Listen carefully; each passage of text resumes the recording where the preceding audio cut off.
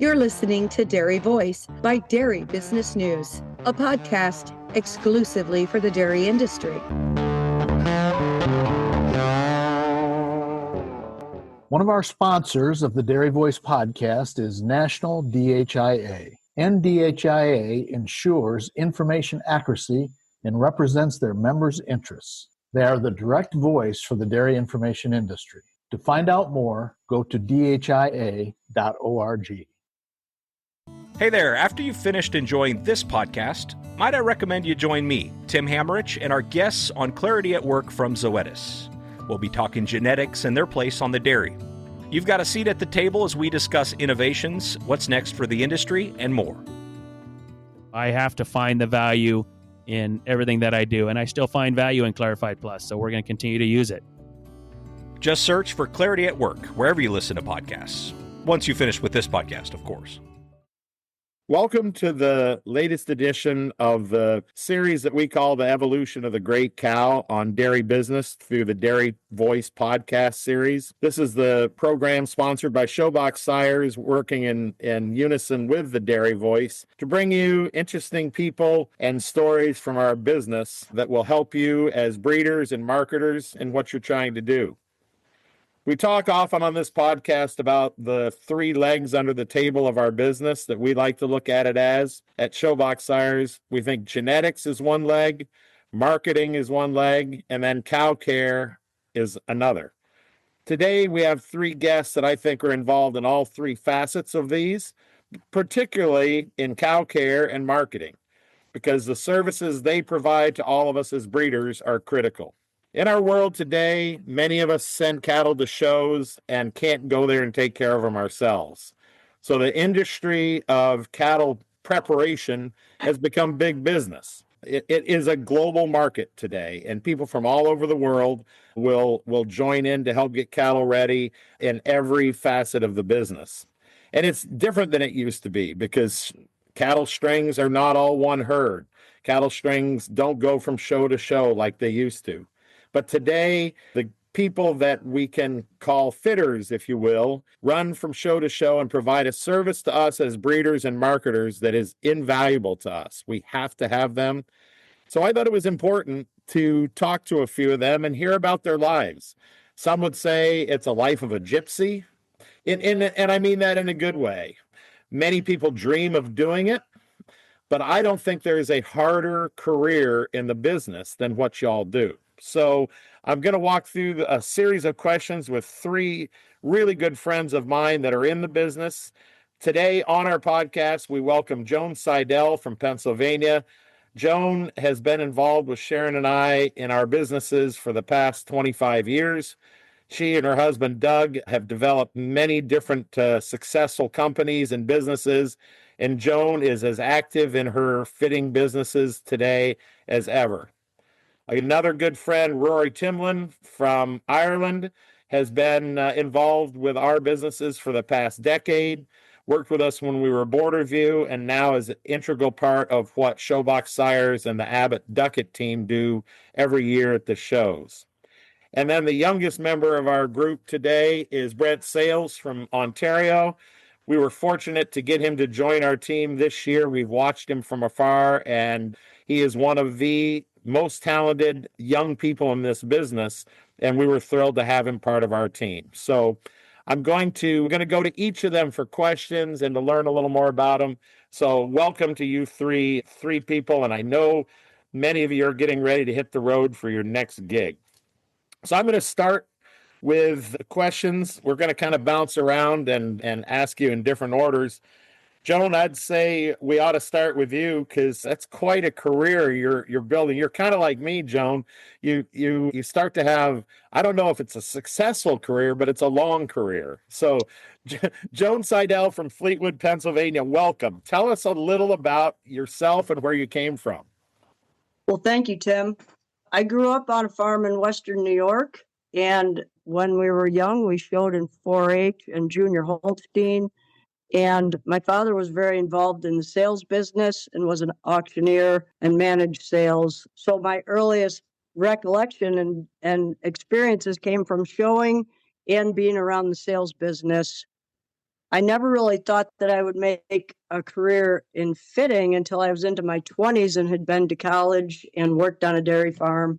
And after meeting people and being at some shows, I thought maybe that I could make a career out of this. And I guess I never really thought that it would last as long as it has. But it's been an exciting ride, and I've got to meet a ton of great people and done a lot of fun things during that time. And I currently reside in Pennsylvania, as you said, with my husband, Doug. This episode is brought to you by DRMS. DRMS is excited to launch the Fresh Cow Index, FCI, a new metric within the Herd HQ platform. FCI is featured in the Fresh Focus Transition Cow Reports inside Dairy Depot and will be available in DART in the future. FCI combines 25 individual cow variables from DHIA test day data and CDCB genetic evaluations into a single, easy-to-understand score for evaluating transition cow performance. A score of 100 indicates expected performance. Cows above 100 are outperforming predictions, while those below 100 are more likely to underperform and face early culling risk. Producers and consultants can use FCI to evaluate month-over-month changes in feeding and management, understand herd-level transition success, and drill down into Cow Compass for detailed cow-level insights. Herd HQ. See what's happening in your herd. Learn more at drms.org/herd/what-is-herd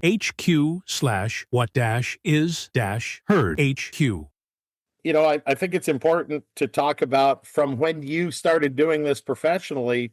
How many years is it? You don't have to tell us your age, but Well, I'm not afraid to say I'm 63. And from my mid-20s, with the exception of the time we spent managing the herd in Maryland, it's pretty much all that I've done for a living since then. Yeah, other than the time in Maryland, this is pretty much all I've done. so, I mean, realistically, we're talking a 40-year career of doing this, Joan. And for our listeners, the impact that Joan has had in this business, she has won one of the most prestigious, if not the most prestigious award, I think, in our business in the United States, which is the Kusendorf-McKenzie Award, chosen by your peers in the industry for people that work back in the barns with the cattle. And Joan, do you remember that day when you heard your name announced at World Dairy Expo? That was an amazing moment, humbling, and so honored to win that award because it means so much. When you're to be selected by your peers like that is just overwhelming. An incredible moment for me, for sure. And I think we'll talk more about how you got there and what has made that happen. Second on our agenda, and I think I'm going by age here. I think I've got this right. Rory Timlin from Ireland. Many of you know Rory. He is at all the major shows all over the world. Rory, tell us, first of all, welcome. And we know it's in the evening in Ireland now, and it's probably time for some Jameson, so we have to hurry. But give us a little story of where you came from and what you've done. Well, thanks for having me on, Tim. So I'm from the northwest of Ireland, just live along the coast. And I suppose my parents don't have the farm. My uncle has the dairy farm. Always kept pedigree Holstein cows and just helped him showing locally, just at 3 local shows. I guess tagged along then with my neighbour who went further to the bigger shows in Ireland and just fell in love with it, and then got asked over to be an intern in Canada and met some guys there that were clipping and just kept going ever since. How many years, Rory, would you say you have done this professionally as a career?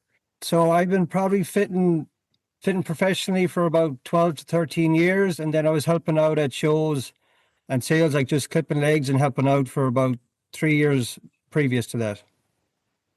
Clean, high-quality forage doesn't happen by accident. It's built from the field up. With research-proven Magniva forage inoculants from Lallemand Animal Nutrition, you can unlock clean, quality forage for your herd. Every crop, every ton, every year. Magniva forage inoculants drive efficient fermentation, reduce dry matter losses, and optimize feed value and intakes, so more of what you harvest turns into performance in the bunk. Better fermentation, better stability, better use of your forage investment. Gain every advantage from field to feed with Magniva forage inoculants. Discover how Magneva can elevate your silage quality by visiting magneva.com. And Rory, today you still travel the world, do shows all over the place. Any idea how many miles a year you're traveling to do this? No idea. I never looked it up, never worked it out. I even hate counting flights. I don't think I want to know. No, you're right. I think any of us that travel, everybody thinks it's a great perk to have elite frequent flyer status. Frankly, it's a terrible thought, isn't it? It is. It is, yeah. And Rory, why did you choose this? Joan grew up in a family that had a sales business, so she saw it happening every day and started showing. In Ireland, it's a little different than it is in Western New York. How did you get going? I guess the farming option would have been quite tricky here where I live. Climate isn't great, farm size, and realistically, I would have been more a farm manager on a dairy would have been the most I could have done if I just went that route. That was the plan. I was supposed to go to college and never did. So I guess I was very lucky to fall in with the right people, just really fell in love with the pedigrees and the shows and every aspect of it, really. Rory, that story is similar for so many people that do what you guys do professionally. So certainly it's a pleasure to welcome Brent Sayles from Paris, Ontario. We've talked about pedigrees, and Rory and Joan both have wonderful pedigrees in the business, but people know your pedigree as well. Your grandpa, Brian Sayles, is an iconic man in the business, and Bright On Farm, where you've been involved in, certainly involved and critical to the marketing and breeding of Jersey cows around the world. So we welcome you, Brent. Tell us a little bit about how you got going down this road and what got you started. Thanks for having me on, Tim. Like you said, I grew up in southwestern Ontario on our family's farm, Bright On Farms. Grew up going out the barn and the tie stall, seeing the cows there in their home environment, getting used to them on a day-to-day basis. When we were younger, we would only really go to Paris Fair because my uncle, my dad, my grandpa, our family's blessed with the competitive bug. So smaller kids getting away at the shows when it's go time, we were kind of limited to the local county fairs before we got to the age where we could carry our shit buckets around and make ourselves useful.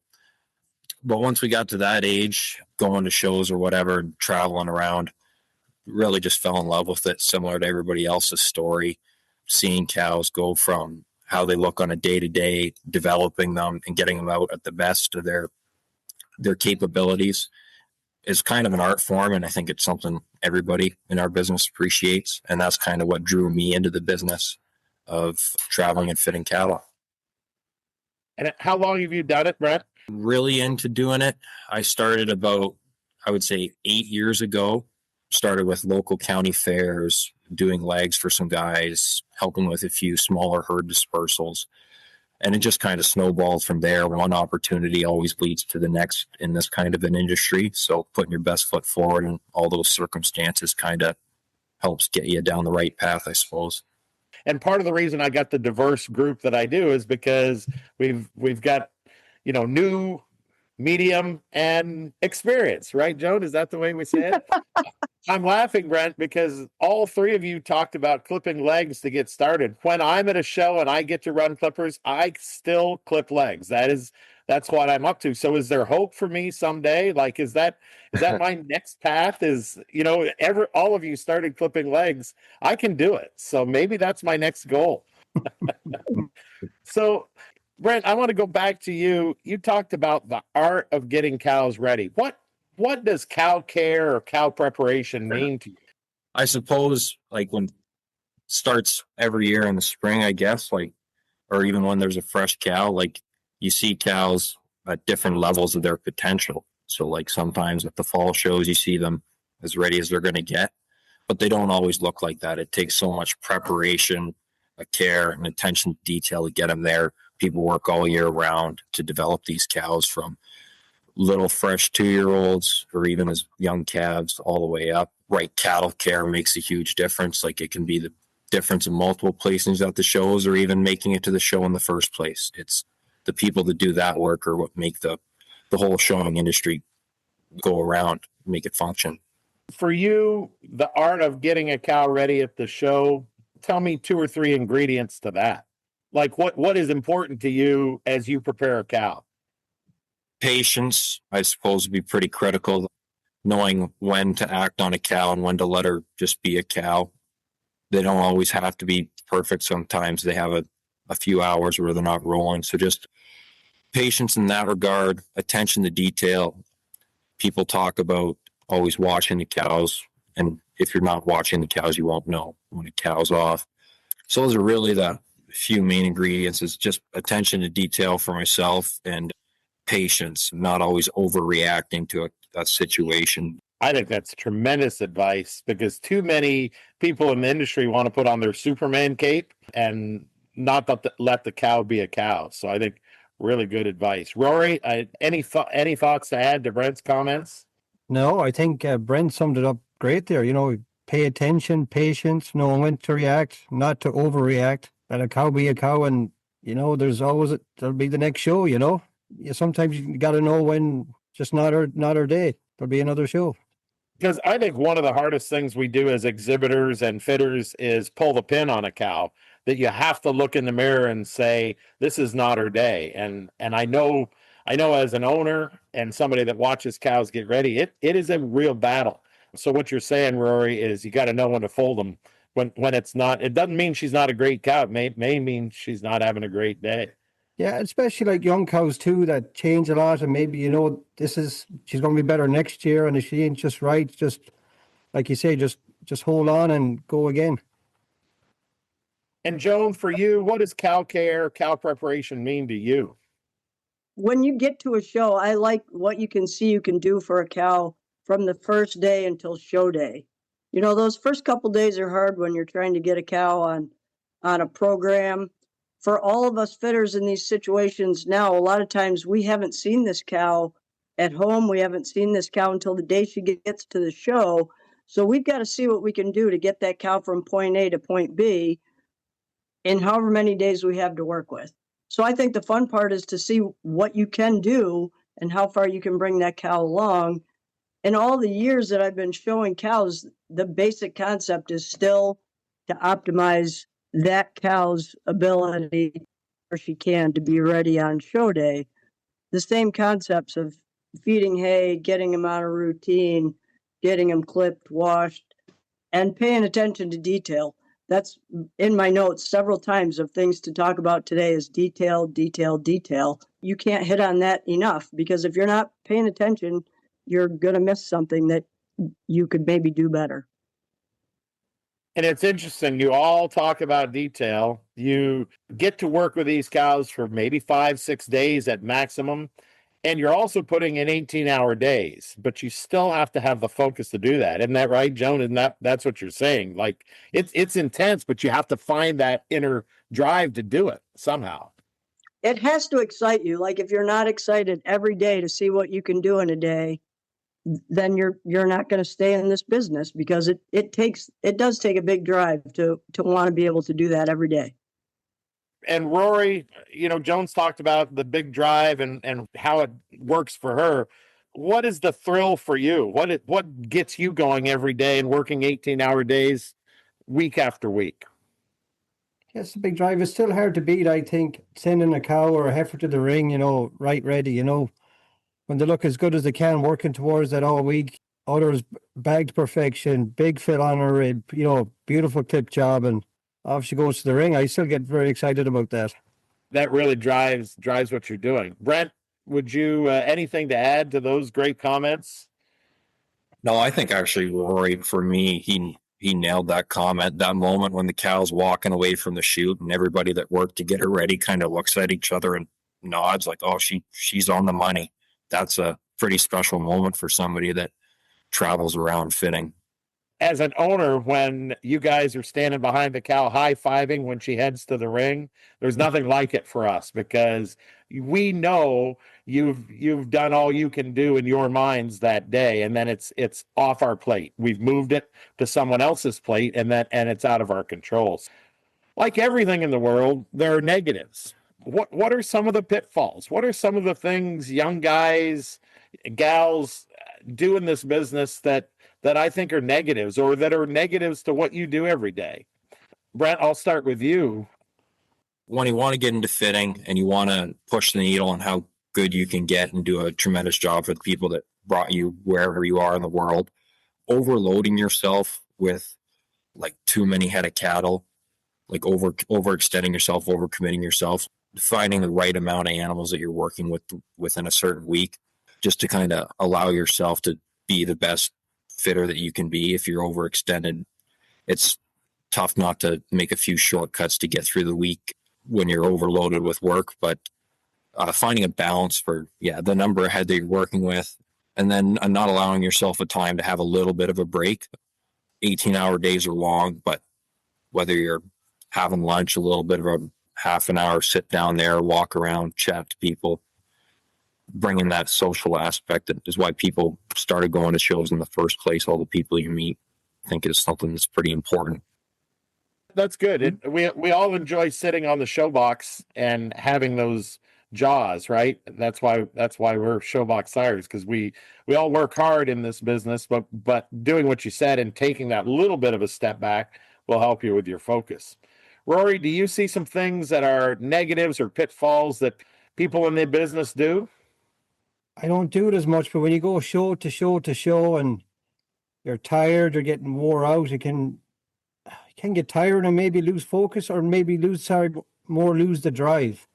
Sometimes when you go back to back to back and you have stuff going on at home and you can't get home for another week or two, and I guess there can be stuff going on away from the shows too, and you can't do anything until you actually get off the road.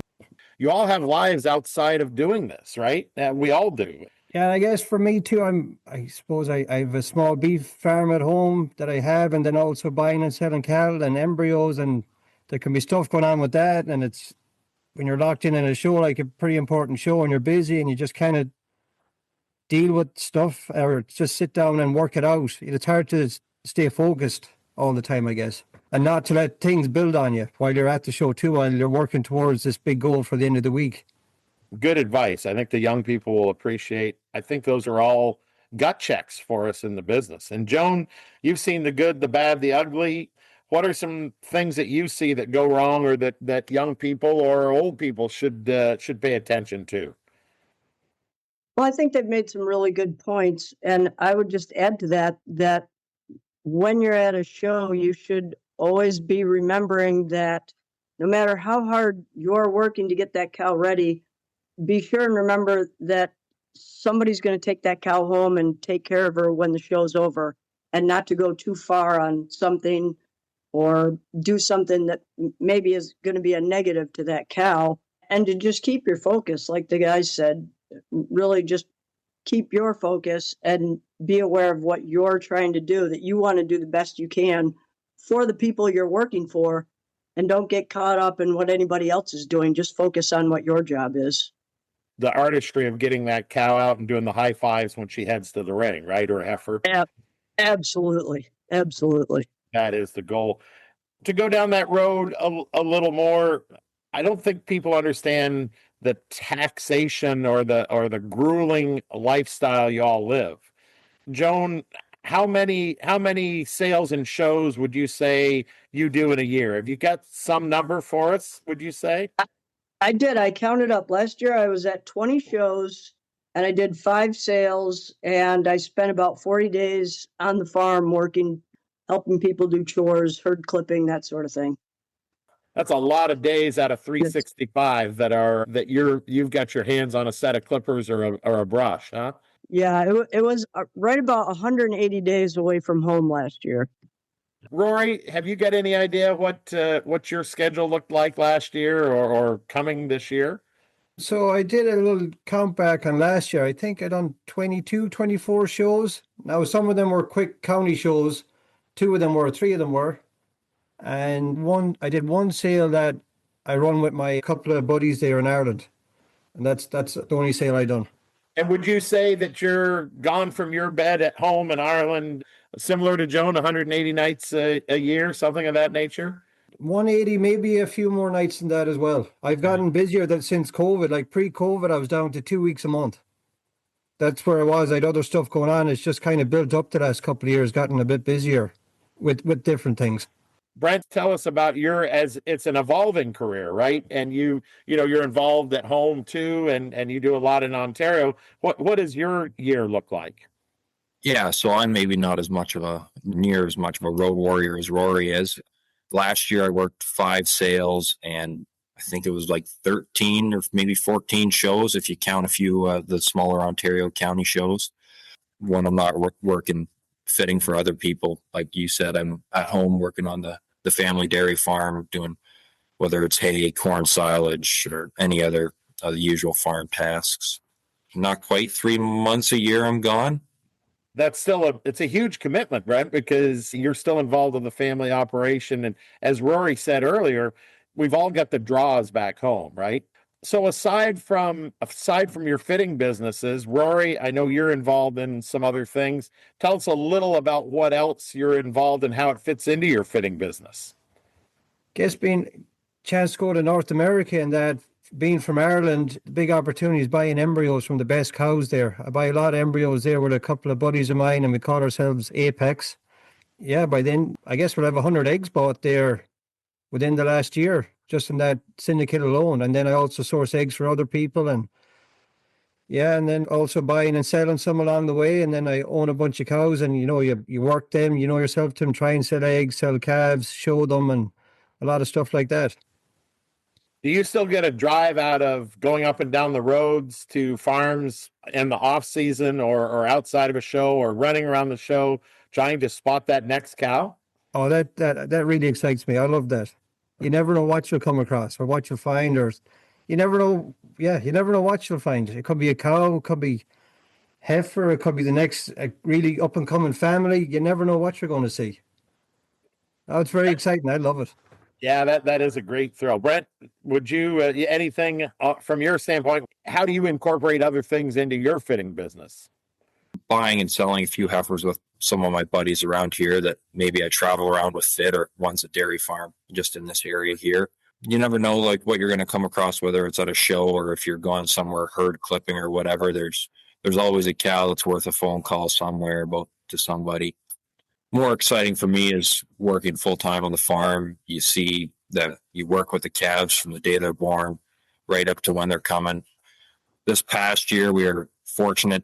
We had a young cow that did really well at the Royal. And I still remember seeing her as a calf and as a heifer. And I had a gut feeling. I was like, I really like this one. This one gets me going. Like going to see her, and when she calved in with that special mammary system, that was quite the feeling. It was cherry on top for a few years of anticipation. And Brent, just so our listeners know the impact of Brydon, I don't know the statistic, but I'm close. How many years has Brydon had a nomination in the All Canadian Jersey contest? Do you know that number? It'd be getting close to 60 by now, 60 years.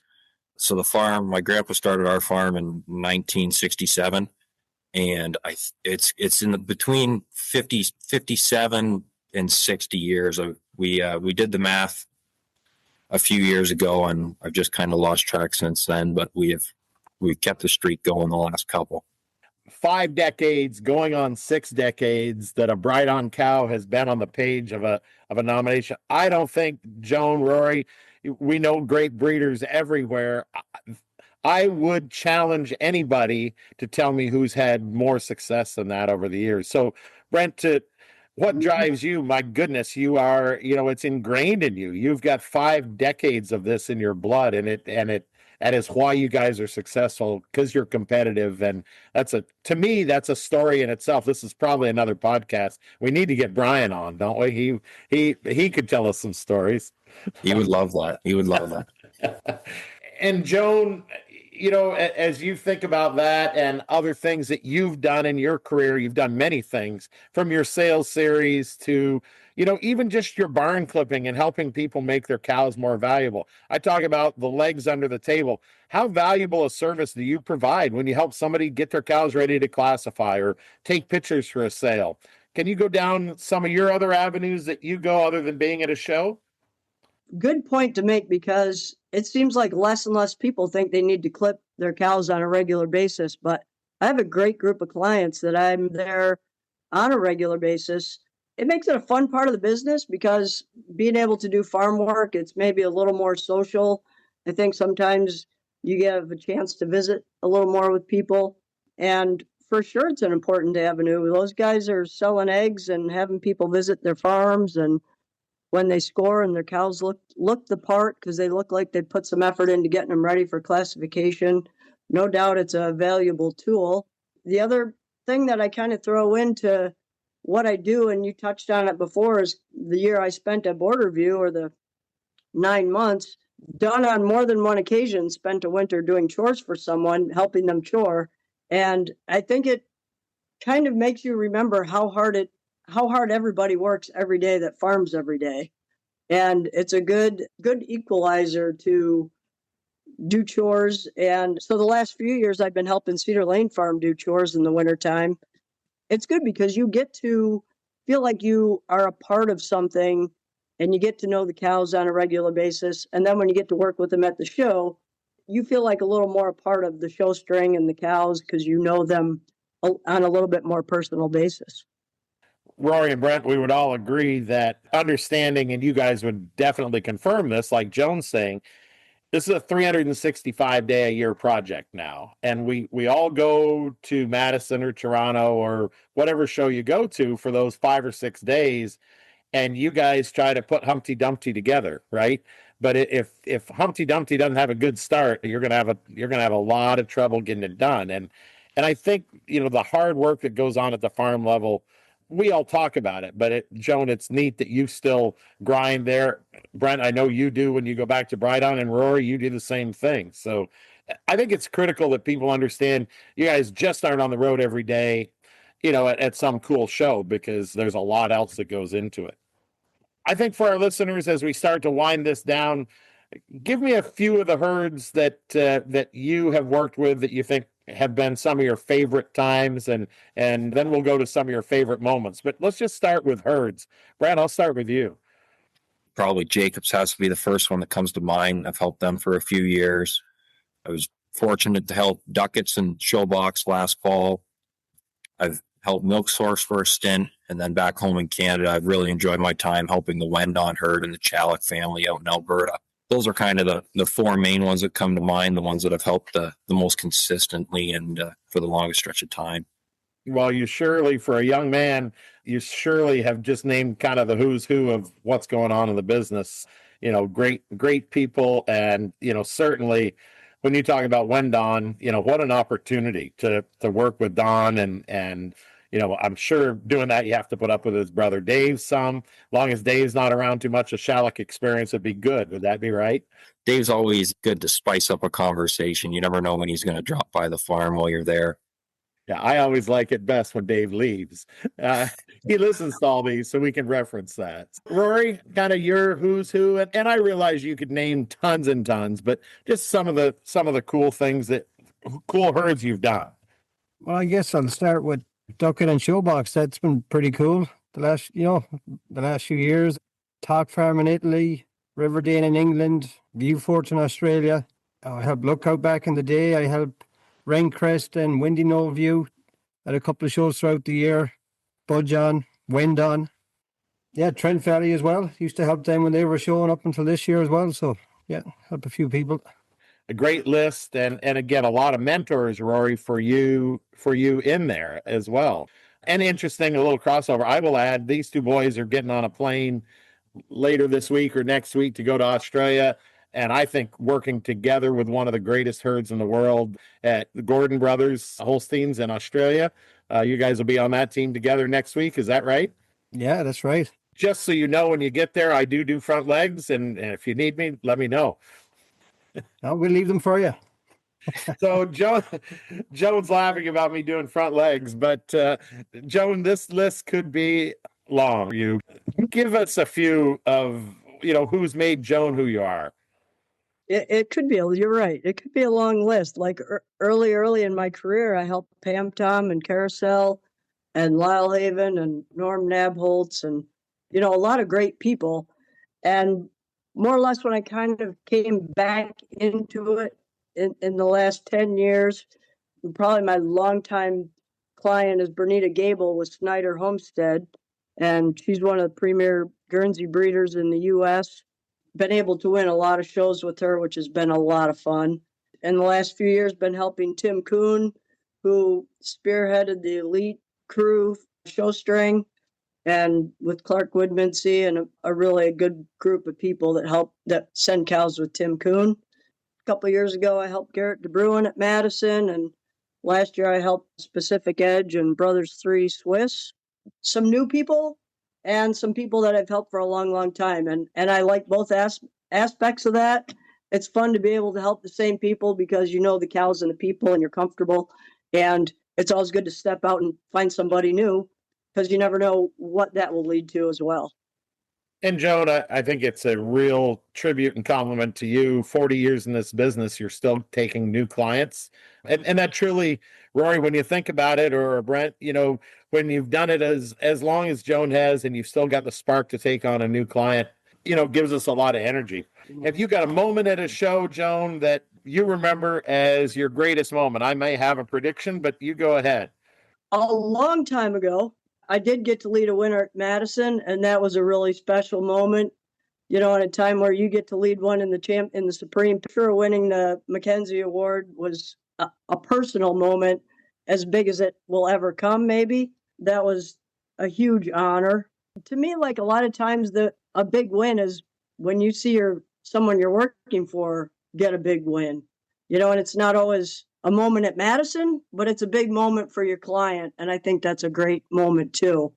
Doug and I have owned nominations and had some winners at Madison. And probably my first big champion was helping Clark Woodmansey win his first champion at the Northeast Spring Show in the late 80s. Was probably my first big win as a fitter. Got me going, really got me excited about the business, I'd say. Well, we just did a podcast with Clarky last week, and he's still got the passion all these years since you won him that championship, Joan. You've instilled that in him. So,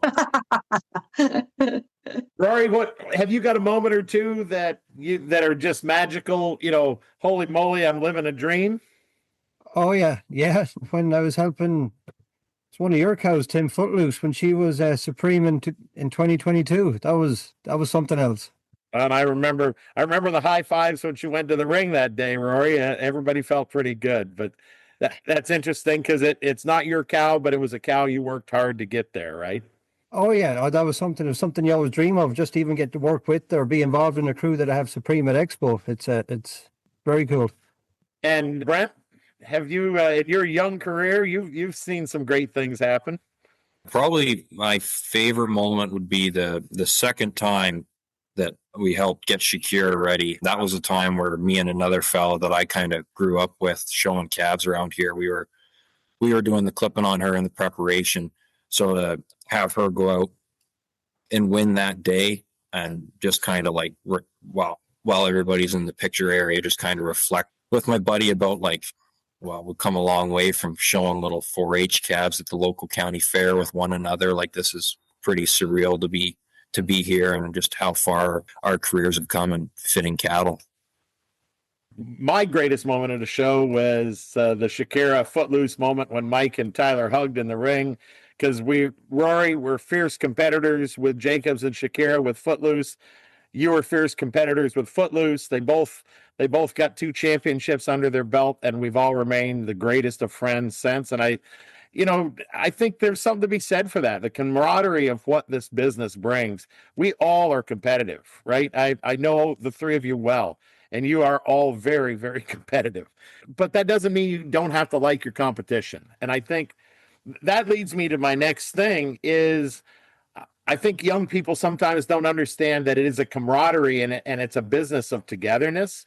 Can you guys we'll start with Joan, give a little advice to a young person wanting to get going and have a career for 40 years like you have had, or have a career for 10 years. It doesn't matter. Joan? I have 2 points. One is to something we've already touched on. Pay attention to detail. Do the little things and work hard, be a good team player. And second of all, don't be afraid to get out of your comfort zone. Try something new, meet new people, go somewhere you've never been before. Don't be afraid to step out of your comfort zone, but mostly pay attention to detail. Rory? I agree with what Joan said. You got to pay attention to detail. You got to push yourself. I think you always keeping your eyes and ears open, and always seeing different ways to improve and being able to work with people. Because I remember when I look back at the people I first started working with and them crews a long time ago and where we all are today, you never know where you'll meet each other again along the road. Like you say, it's a lifelong career, or you never know where you're all going to end up. And Brent? At the risk of sounding like an echo, attention to detail could not be stressed enough. But we opened the podcast with talking about it, and I think it's a good way to close it. I would say never be afraid to ask questions. People are, in my experience, have always been willing to share their knowledge if they see a working hard and be passionate about the cattle and have a willingness to learn. I think that's pretty important, and it can take you a lot of places and keep elevating your game, I suppose. Great advice. And I think it's important to those of us that you get the cattle ready for to know that's the standard that we need to have in everybody that works for us. One other thing that we haven't done yet, and I always do in my podcast with a group like you, I like to talk a little bit about mentors. And I know we didn't necessarily plan on that today. I'll give you a second to think about a couple mentors in your world.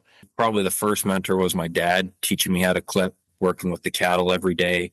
As you get out fitting, I learned a lot, even just from the other fitters in my area that are my age, whether it's Wes Haggins or Trent Jones. We kind of have a collective hive mind. You go out and you see things and you bring it back to the group and discuss what you saw and either use it or don't use it, and just kind of use a network of people to help grow and develop our knowledge. Yeah, I think my parents, really, I think I learned a good work ethic from my mother and a lot about the cow business from my father. I feel like I'm so old, but I don't know that you don't always continue to have somebody that you want to try and learn from or emulate. I guess for a long time, I thought I wanted, somebody that I emulated was really my brother and sister, that I felt like they were so successful in business that I was always striving to be as far up the ladder as they were. It's hard to think of people in the business because there's just such a list of people that you thought you wanted to try and learn from in all these years. I don't know. It's kind of hard to pick one or two people, really. Yeah, no, I get that. And that's a tough question because there obviously in all of our careers, we could list so many people that took us down a different path. Rory, any comments from you? Joel Phoenix, Kevin McGriskin, Gerald Coughlin, and then Mike and Julie. They've been all great mentors between clipping and cowmanship and how to look after cattle. I think they've been great mentors to me. And Matt Templeton as well. I learned a lot from him the last few years. Great. That's the who's who of the business. And, one thing I've learned, guys, doing this podcast, the older we get, the more we look at young people as our mentors, Joan. And, I really hadn't thought of that until I sat down with Ernie Kiefner and Tom Morris and Steve Briggs a few years ago at Madison, and their mentors are young people. And, there's something to be said for that. I think it's something that most of us don't think about, but you said it before, Joan, learning something from people every day. So I'm going to finish this discussion with a little bit different. I'm not going down one of the paths I was going. But I want to know what you're each going to look like in 5 years. What are you going to be doing in 5 years? Can you give me your dream of what could happen to you in 5 years? Let's see how close we can get to the prediction. And Joan's shaking her head, and young Sayles is laughing, and Rory's rubbing his head. And I've done these before where they said they want my job. So, I wouldn't take offense to that. But Brent, do you have what's a 5-year or 10-year Brent's going to look like? Oh, well, I'm probably going to be the least interesting of us in 5 years. Most likely I'll be full-time at the farm. Every year the draw to stay home gets a little bit stronger. And that's probably where my 5-year plan's headed, is looking to take over the home farm and hopefully keep breeding Jersey cattle. Yeah, and boy, what a rough run that is. I mean, you're only 55 years into all Canadian nominations. I don't think you are the least interesting, Brent. What a lofty goal, and nothing more important. And I think you will do it, and I think you're the next generation of the Bride-ons to get it done. Rory, what's the 5-year Rory look like? Less time on the road, less fitting, and more time towards working with my own genetics on the genetic side, like I own more cattle, selling, working towards selling more heifers and dealing more embryos and more towards that side. And yeah, maybe more in a job within the genetic game as well on top of that. I'm not sure what shape it's all going to take. But I still want to do a few shows, but not just as many. No, that's fair, because it's hard on the body, it's hard on the mind, and you've got to dream about what's next. And Joan, you're kind of like me. We're in our 60s and probably should be thinking about, what our days on the beach are going to look like. I'm not very good at it, and I predict you're not going to be good at it either. What's a 5-year plan for Joan? Well, you're right. I am on the backside of things. People ask me all the time, how long are you going to keep clipping? And I always say, as long as it still excites me, that I'm going to keep going, because when I'm not busy, I'm not a very good person. Like, I'm a lot better person when I'm busy than when I'm not. I guess I will continue till, I don't know. I in 5 years, hopefully I've slowed down, but when I think about slowing down, then I say, well, which clients am I going to cut out and which clients am I going to keep? That's a hard thing to decide too. So I don't know, 5 years, hopefully I'm doing a little bit less, doing a few more fun things. Yeah, maybe a little more beach time would be okay. Well, good. I think that has been a great discussion. I've taken a lot of your time, and I thank each of you. For our listeners, when you look at these three, each from a different generation, each of them involved in adding value to our genetics. They add value to our genetics through marketing and cow care and vision and promotion. All three of them come at it from a little different angle, have different futures ahead of them, and have different pathways that they got to where they were. But when they give their list of who's who, whether it's Bernita Gable or Clark Woodmansey or Cedar Lane, Wendon or Brydon or Talk Farms or Jacobs or Duckett, these are the who's who, and you three have worked with all of them and some of the greatest cows in the world. As we talk about the importance of your industry and the people in the industry, I think you've given great advice to the young people and to those of us that count on you every day as to the standard of excellence that we need. So on behalf of Showbox Sires and the Dairy Voice, I thank each of you for being on this podcast, The Evolution of the Great Cow. And I go back to every time we finish one of these podcasts, The Evolution of the Great Cow. A lot has to do with the great people that we work with, and you three in your industry at the top of your game. So we thank you, and hope you listen to our next episode of the Dairy Voice Showbox Sires series.